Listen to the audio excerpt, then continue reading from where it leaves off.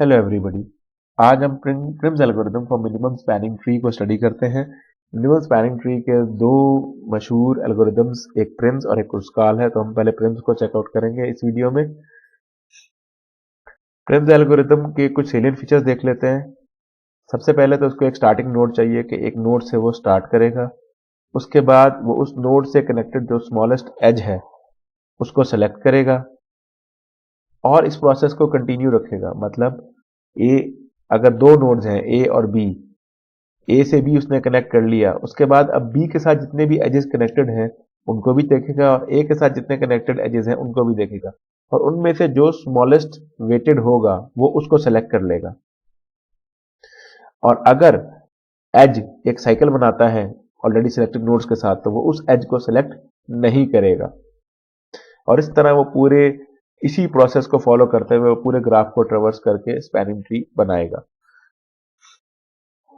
Prim's algorithm सिर्फ और सिर्फ कनेक्टेड ग्राफ के ऊपर काम कर सकता है, डिसकनेक्टेड ग्राफ के ऊपर काम नहीं कर सकता।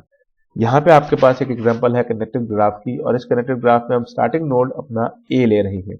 ए हमारा स्टार्टिंग नोड है, ठीक है। तो जब हम ए से चलेंगे तो हमारे पास सबसे पहले कौन सा एज सेलेक्ट होगा? सबसे पहले सेलेक्ट होगा ए टू बी, जो कि है विद 4 वेट्स के साथ। उसके बाद अब हमारे पास चॉइसेस हैं। मिनिमम के हिसाब से हम ए एच वाला एज भी ले सकते हैं और बी सी वाला एज भी ले सकते हैं। Let's take B C. B C वाला एज हमने ले लिया, बी सी वाला एज हमने लिया और अपने टेबल में इंसर्ट कर लिया। उसके बाद अब हमारे पास अगेन ए एच की चॉइस भी है हमारे पास, और सी डी की भी है, सी आई की भी है और सी एफ की भी है। उनमें से सबसे लोएस्ट जो है वो सी आई है। हमने सी आई सेलेक्ट कर लिया, ठीक है। हमारी स्पैनिंग ट्री बनती जा रही है। सी आई सेलेक्ट कर लिया। अब चॉइसेस में हमारे पास आई से भी कनेक्टेड जो दो एजेस हैं वो भी आ गए, जिनकी वेट 6 और 7 रिस्पेक्टिवली है। तो अब हम देखेंगे तो सबसे मिनिमम वाला हमारे पास जो है वो सी एफ है, जिसका वेट जिस एज की वेट है 4। हमने सी एफ सेलेक्ट कर लिया।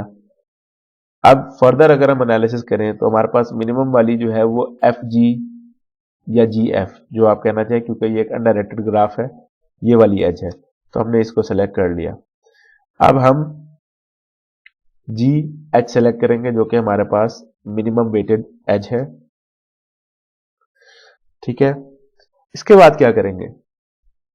इसके बाद हम अगर देखें तो जी आई बनता है, लेकिन जी आई हम सेलेक्ट नहीं कर सकते क्योंकि जी आई जो है वो एक साइकिल बनाएगा और साइकिल हमने नहीं बनाना। साइकिल हमने नहीं बनाना। इसका मतलब है कि हम जी आई भी नहीं ले सकते, एच आई भी नहीं ले सकते, क्योंकि एच आई से भी एक साइकिल बन जाता है, वो भी हमने नहीं लेना, ठीक है। बी ठीक। उसके बाद हम क्या करेंगे? सी डी बच जाता है हमारे पास 7 में। हमने सी डी अपनी स्पैनिंग ट्री में ऐड किया, ठीक है। अब नेक्स्ट हमारे पास कौन सा एज है? वैसे तो वैल्यू 8 है, लेकिन अगर हम ए एच वाला जो एज है उसको अपने स्पैनिंग ट्री में ऐड कर लेंगे तो एक साइकिल बन जाएगा। तो प्रिम्स ऐसा नहीं करता, साइकिल नहीं बनाना होता। तो फिर 8 से बड़ी वैल्यू हमारे पास आती है 9, जो कि है डीई। डीई हमने सेलेक्ट कर लिया। उसके बाद हम कुछ और सेलेक्ट करेंगे नहीं। क्यों? क्योंकि ई एफ जो है वो भी आपका जो है वो एक साइकिल बनाता है, डी एफ जो है वो भी आपके पास एक साइकिल बनाता है। इसका मतलब है कि हमने पूरा ग्राफ ट्रेवर्स कर लिया और उसमें से हमने स्पैनिंग ट्री निकाल ली, minimum spanning tree using Prim's algorithm निकाल लिया। क्या ये मिनिमम स्पैनिंग ट्री का रूल वेरीफाई करता है कि जो नंबर ऑफ एजेस है वो नंबर ऑफ नोड से एक कम होने चाहिए? बिल्कुल करता है। हमारे पास जो टोटल नंबर ऑफ एजेस है वो 8 बन रहे हैं और जो टोटल नंबर ऑफ नोड्स है वो 9 है। तो ये आपका वो वाला रूल जो मिनिमम स्पैनिंग ट्री का है, जो कि हमने अपनी प्रीवियस वीडियो में डिस्कस भी किया था, ये उसको भी फॉलो करता है, ठीक है।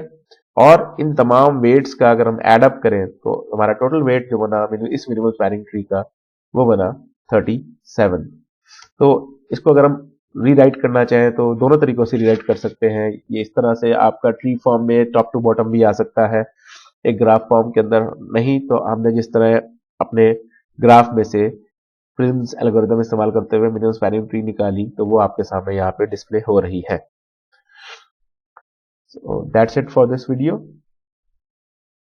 I hope you like the video. Kindly subscribe and click on the like. Thank you very much.